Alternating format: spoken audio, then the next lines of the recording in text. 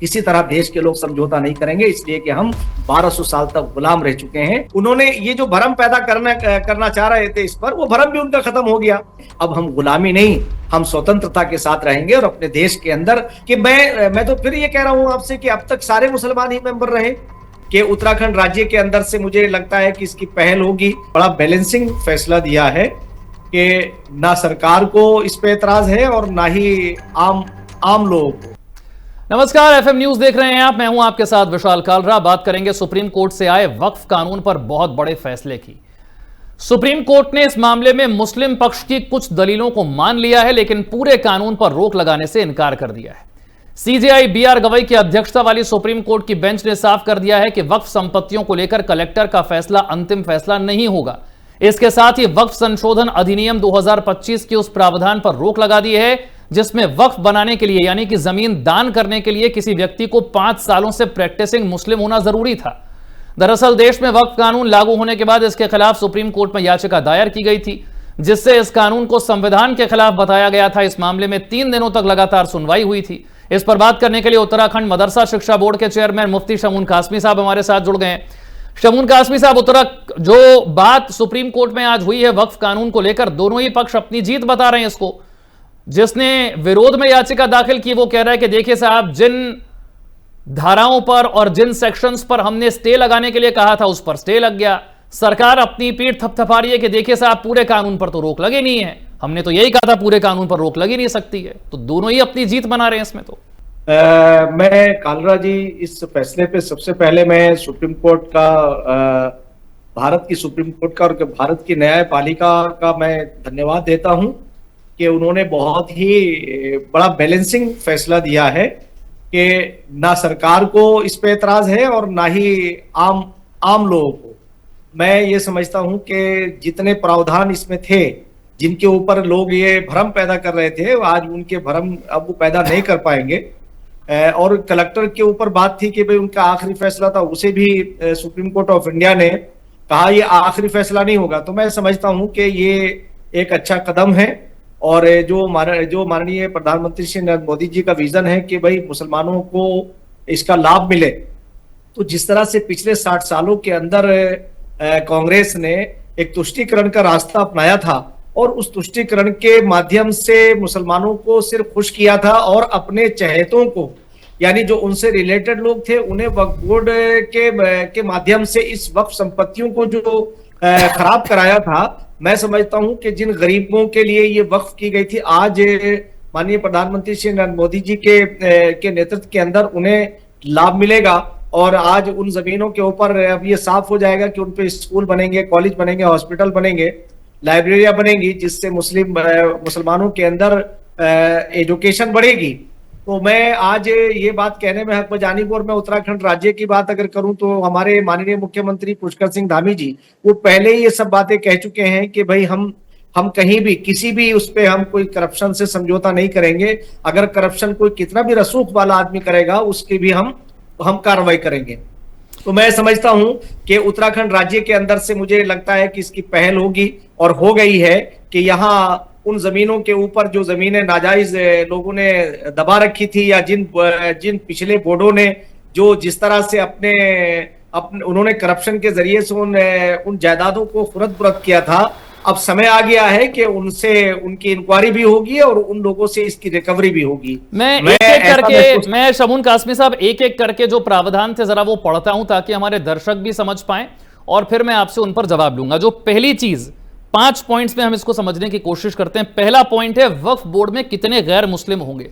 तो मैं supreme court का फैसला आपको पढ़कर सुना रहा हूं। वक्फ बोर्ड में गैर मुस्लिमों की भागीदारी पर सुप्रीम कोर्ट ने प्रावधानों पर रोक नहीं लगाई है, लेकिन सीमाएं जरूर तय कर दी हैं। सुप्रीम कोर्ट ने कहा है कि केंद्रीय वक्फ बोर्ड जहां पर टोटल 20 मेंबर होते हैं, वहां पर ज्यादा से ज्यादा 4 गैर मुस्लिम हो सकते हैं। राज्य का वक्फ बोर्ड जहां पर 11 मेंबर होते हैं, वहां पर ज्यादा से ज्यादा 3 मुस्लिम हो सकते हैं। अब इसे 2 तरीके से देखा जा रहा है। पहला तरीका तो यह है कि पहले तो साहब गैर मुस्लिमों को एंट्री नहीं मिलती थी, अब कम से कम गैर मुस्लिमों को एंट्री तो है। और विरोधी ये कह रहे हैं कि देखिए साहब, सीमा तय कर दी है कि केंद्र में 4 से ज्यादा नहीं, राज्य में 3 से ज्यादा नहीं। तो अब इसे कैसे समझें? देखिए, मैं एक लोकतांत्रिक व्यवस्था के अंदर अगर कोई अच्छे लोग आए और ईमानदार, मैंने पहले भी ये कहा है और आप ही के साथ मैंने कहा था कि अगर बेईमान मुसलमान से कोई ईमानदार अगर हिंदू आ जाए तो इस वक्फ बोर्ड का और वक्फ संपत्तियों को फायदा ही होगा। इसलिए कि अब तक जितने लोग आए वो सारे के सारे मुसलमान ही थे।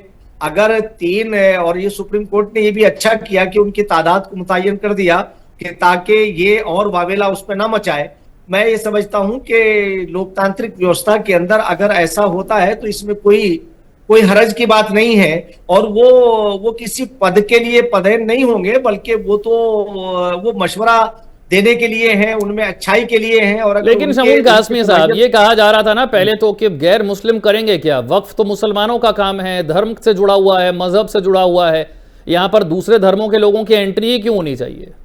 नहीं, सवाल तो ये है कि पहले तो सारे के सारे उसी धर्म के लोग होते थे ना, जिस धर्म का वक्फ बोर्ड होता था।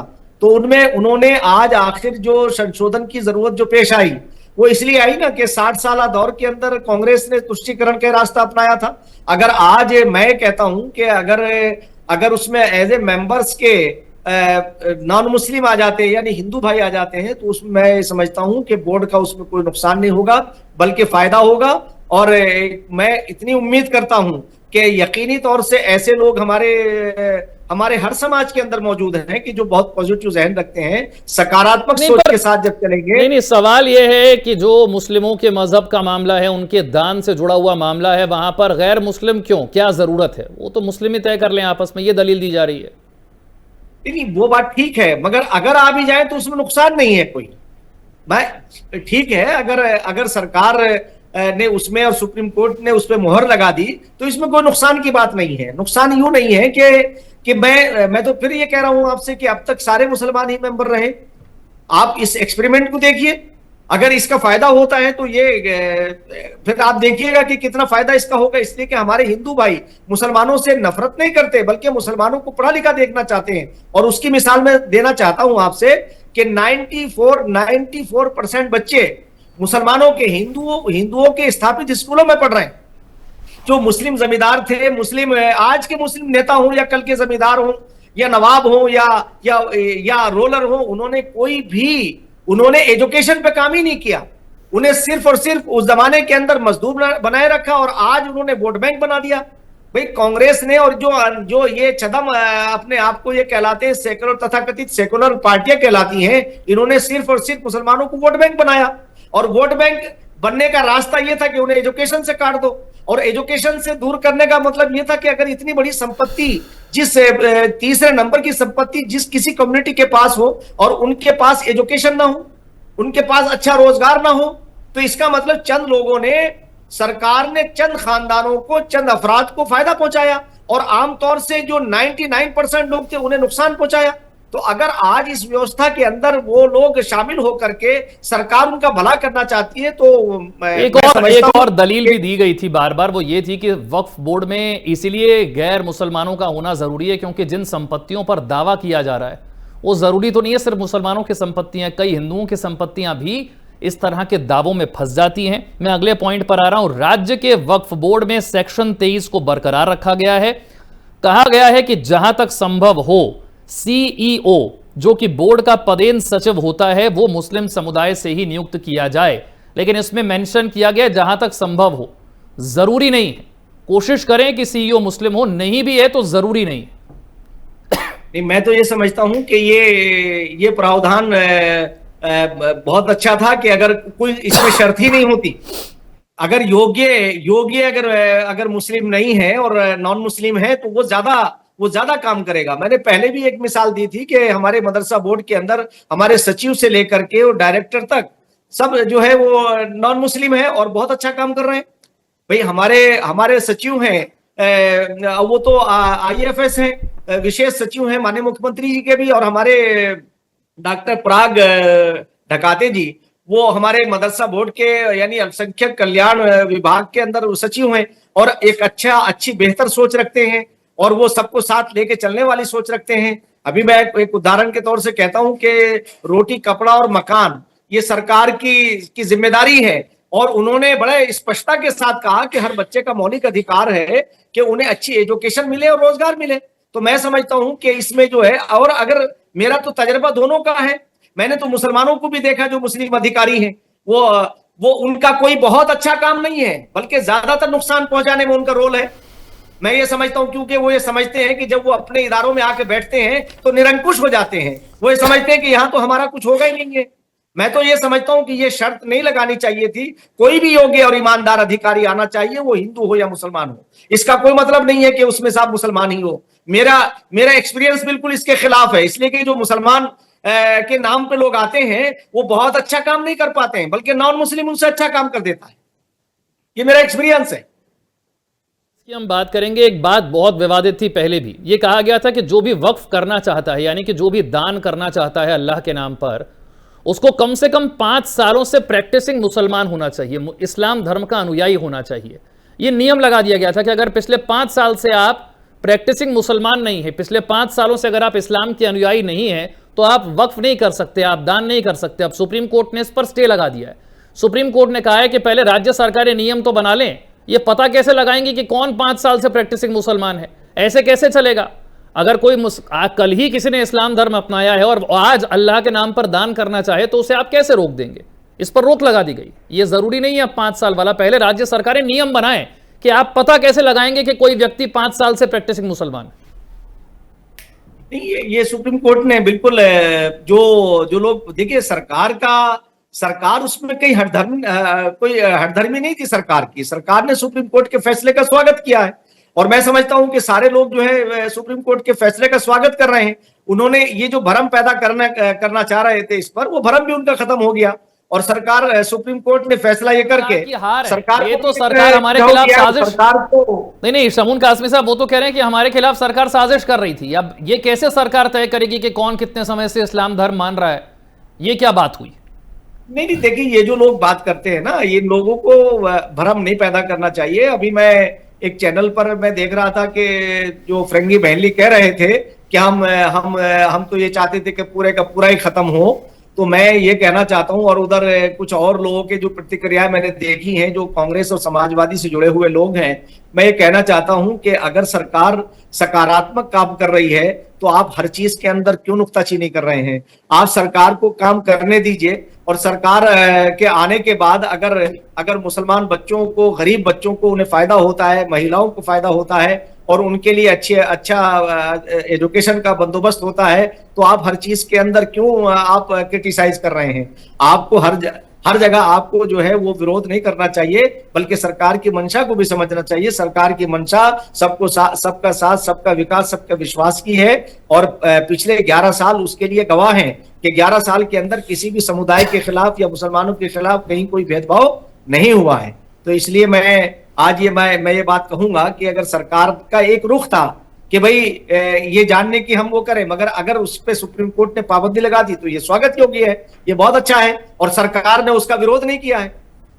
एक और कलेक्टर के अधिकार को लेकर है कि मान लीजिए कोई संपत्ति विवादित है, तो जैसे ही संपत्ति विवादित है आप इस बात को कलेक्टर के पास लेकर जाएंगे, कलेक्टर जांच शुरू करेगा कि संपत्ति पर सरकारी अतिक्रमण तो नहीं, सरकारी जमीन पर अतिक्रमण तो नहीं है, ये जमीन किसकी है। तो जब तक जांच चलती रहेगी तब तक वक्फ बोर्ड का उस पर कोई अधिकार नहीं होगा। यह सरकार ने कानून में डाला था। अब सुप्रीम कोर्ट ने इस पर भी स्टे लगा दिया और कहा है कि यह कलेक्टर नहीं तय कर सकता और कलेक्टर जब तक जांच करेगा तब तक यह नहीं है कि वक्फ बोर्ड की वो संपत्ति नहीं रहेगी तब तक। नहीं, ये लोकतांत्रिक व्यवस्था के अंदर ये बहुत अच्छा फैसला है और क्योंकि कलेक्टर को आखिरी पावर नहीं माना है। पहले ये था कि क्योंकि कलेक्टर के फैसले को कहीं जाके चैलेंज नहीं किया जा सकता था, तो अब उसे ट्रिब्यूनल में जाएंगे, फिर उसके बाद में अगर ट्रिब्यूनल से आपको होता है तो फिर आप कोर्ट तक जा सकते हैं, यानी सुप्रीम कोर्ट, तो उच्च न्यायालय तक जा सकते हैं, उच्चतम न्यायालय तक भी जा सकते हैं, सर्वोच्च न्यायालय तक भी जा सकते हैं। तो मैं समझता हूं कि ये हमारी लोकतांत्रिक व्यवस्था की बहुत अच्छी मिसाल सुप्रीम कोर्ट ने ये स्थापित की है और सरकार को भी इसमें कोई एतराज नहीं है। सरकार ने तो पूरे फैसले का स्वागत किया है और मैं ये समझता हूं कि ये अच्छा कदम है और जो लोग भ्रम पैदा कर रहे थे, सरकार की मंशा के ऊपर सवाल उठा रहे थे, उन्हें बेहतरीन जवाब है। एक बहुत कंट्रोवर्शियल बात है वक्फ बाय यूजर। ये कहा जाता है कि अगर सैकड़ों सालों से कोई जमीन मस्जिद है, दरगाह है और इस्लामिक मजहब के लिए यूज हो रही है तो फिर वो वक्फ बोर्ड की हो जाएगी, उसके कागज हैं या नहीं है फर्क ही नहीं पड़ता है। इसे लेकर क्या आपका मानना है? नहीं, उसपे तो वो तो इसका वही नहीं था, वो तो सरकार ने खुद ही स्वयं ही माना था कि भाई हम जो जो वक्फ बाय यूजर है, अब जो नए वक्फ होंगे उनके ऊपर उन पर सवाल है, जो पुराने हैं उनके ऊपर कोई सवाल नहीं है। यानी जो बहुत बरसों से चले आ रहे हैं और उनमें प्रैक्टिस हो रही है, या वो मस्जिद और मदरसे के नाम से या किसी धर्म उसके नाम से, मकबरों के नाम से, कब्रिस्तान के नाम से इस्तेमाल हो रहा है, उसके ऊपर तो सरकार का बिल्कुल स्पष्ट वो है, उस पर तो कोई बात ही नहीं थी। उसे ये तो नए जो अब वक्फ होंगे उस पर आपको इन सारी चीजों का, यानी उसका रजिस्ट्रेशन भी जरूरी है और ये बताना भी जरूरी है कि उसके तमाम कागजात भी होने चाहिए। जो नए रजिस्ट्रेशन होंगे उस पर यह शर्त लागू हुई है। लेकिन अब सवाल यह है कि वक्फ बोर्ड में साहब दावा किया जा रहा था कि लूट हो रही है, जमीन की लूट है और मनमाने तरीके से चीजें चल रही हैं। मेरा यह सवाल है कि अभी कानून पर तो रोक लगी नहीं है, यानी कि नया कानून तो अभी है, इससे जो लूट हो रही थी वो रुकेगी कैसे? इतने सारे बदलाव, नया कानून, अब बहुत सारे लोगों के मन में प्रश्न है कि लूट रुक गई क्या अब, या अब लूट रुक जाएगी? नहीं, देखिए, पिछले 60 सालों को अगर हम लेते हैं जो कांग्रेस का कार्यकाल रहा है, तो उनमें उनमें उन लोगों ने उनके जमाने के अंदर बड़ा स्पष्ट है कि तमाम जितनी प्रॉपर्टी थी, जितनी जायदाद थी, वो वक्फ बोर्ड के जो चेयरमैन रहे उन लोगों ने, उनकी अगर आय आज भी अगर उनकी इंक्वायरी करा ली जाए ईमानदारी के साथ, तो उनकी तो आय बढ़ गई। और क्योंकि उस कानून का सहारा आज तक लिया गया, आज तक वही कानून था। ये तो अब आकर के सरकार ने उसे चेंज किया है, तो सरकार चाहती है कि इसका सही इस्तेमाल हो। और अगर सरकार को पहले आप मौका तो दीजिए, जैसे जैसे अब मैंने पहले ये कहा कि भाई अब इसके ऊपर हॉस्पिटल बनने चाहिए, अब स्कूल बनने चाहिए, इसके ऊपर यूनिवर्सिटीज बननी चाहिए जो मुस्लिम बच्चों को एजुकेशन का इंतजाम करे। और मैं समझता हूं कि जो जमीनें पड़ी हुई हैं, अगर उनके ऊपर बड़े बड़े आप मॉल बनाए जो इनके बने हुए हैं, जहां जहां इन लोगों के ऑफिस बने हुए थे, आज वो खाली करने का मौका आए और उन लोगों से रिकवरी हो। जितने भी अब तक के जितने चेयरमैन रहे हैं, मैं समझता हूं कि माननीय प्रधानमंत्री श्री नरेंद्र मोदी जी इस पर जरूर काम करेंगे, इसलिए कि वो ईमानदारी के लिए जाने जाते हैं। और मैं ऐसा मानता भी हूं कि ये इस संपत्ति का उन लोगों से इससे रिकवरी भी होनी चाहिए। अब तक जितने भी चेयरमैन रहे हैं उनकी आय उठा करके देखिए कि वो तो फकीर से अमीर बन गए, और जिस कम्युनिटी के लिए ये वक्फ किया गया था वो वही के वही है। तो क्योंकि कांग्रेस की मंशा ये थी, उस जमाने के अंदर कांग्रेस ही थी, मंशा ये थी कि उन्होंने अपने मिडेटरों के जरिए से इन तमाम जायदादों को बर्बाद कराया था। आप बताइए कि 50-50 रुपए महीना किराया या 100 रुपए महीना किराया, जिसकी 20 लाख, जिसकी 25,000 और 20,000 जिसका किराया होना चाहिए था, वो 100 रुपए किराए में चल रही है। आप मैं देहरादून के उन पोश एरियो की बात करता हूं आपसे कि जहां आज भी 100 और 200 रुपए के अंदर जो है वो उनके किराए हैं, जबकि उनका किराया 25,000 भी अगर दे तो कम है, जिससे वो लाखों रुपए महीने की इनकम उन्हें होती है। तो ये अंडर एक ऐसा खेल था कि बोर्ड और बोर्ड के चेयरमैन मिलकर के इस तमाम खेल को खेल रहे हैं। और आज भी मैं समझता हूं कि अगर ईमानदारी के साथ इनके जांच होनी चाहिए तो दूध का दूध और पानी का पानी हो जाएगा कि उन कीमती जमीनों के ऊपर जिस कीमती जमीनों की आमदनी से गरीब परिवारों की किफालत होनी चाहिए थी, उनका पालन पोषण उससे होना चाहिए था, उनकी एजुकेशन उनसे संबंधित होनी चाहिए थी, वो उनके घरों के अंदर जाकर के उसकी आमदनी लग रही है।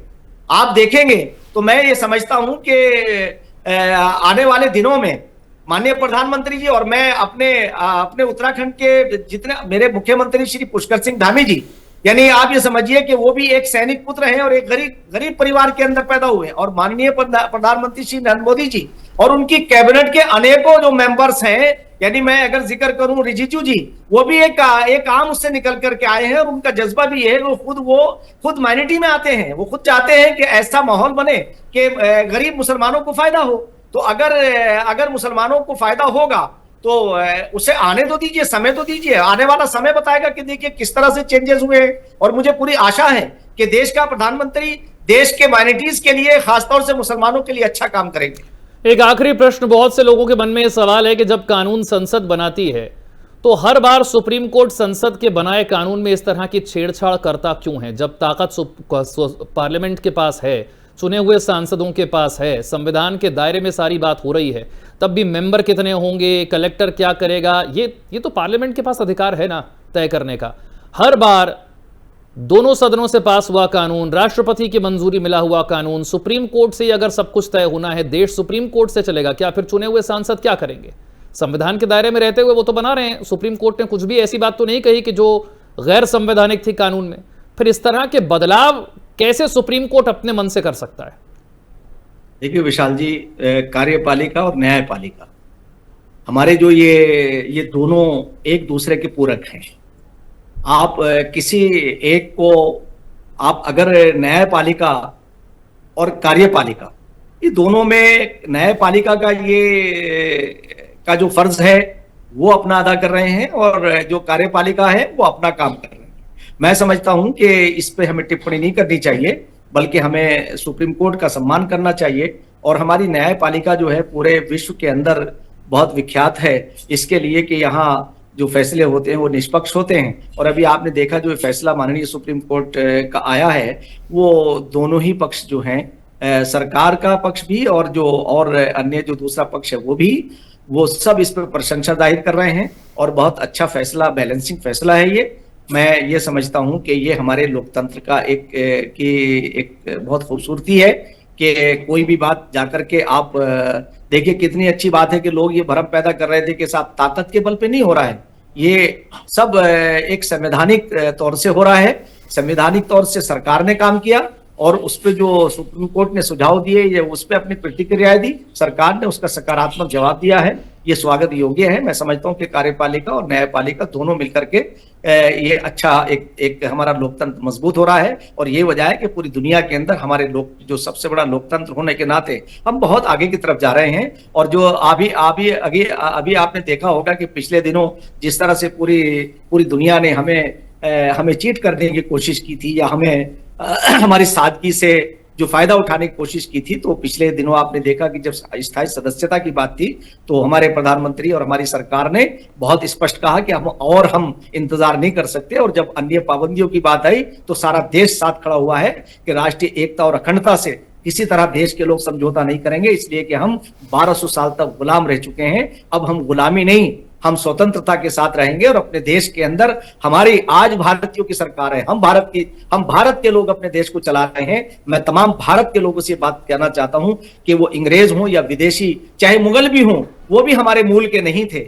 आज हम अपने मूल के लोग, अपने देश के लोग, हम अपने देश को चला रहे हैं। इस लोकतंत्र की खूबसूरती को बनाए रखना है और हमें ये कोशिश करनी है कि जो इस तरह के लोग हैं, तमाम सरकारों की कोशिश करनी चाहिए कि अपने तमाम जितनी भी राज्य की सरकारें हैं, तो हमारी जहां जहां भारतीय जनता पार्टी की सरकारें हैं, हर जगह सबका साथ, सबका विकास, सबके विश्वास को आगे लेके चल रहे हैं, जो कांग्रेस ने अपने कार्यकाल के अंदर नहीं किया। मैं समझता हूं कि आज ये फैसला आना, ये हम सबकी जीत है, हमारे न्यायपालिका की भी जीत है, कार्यपालिका की भी जीत है।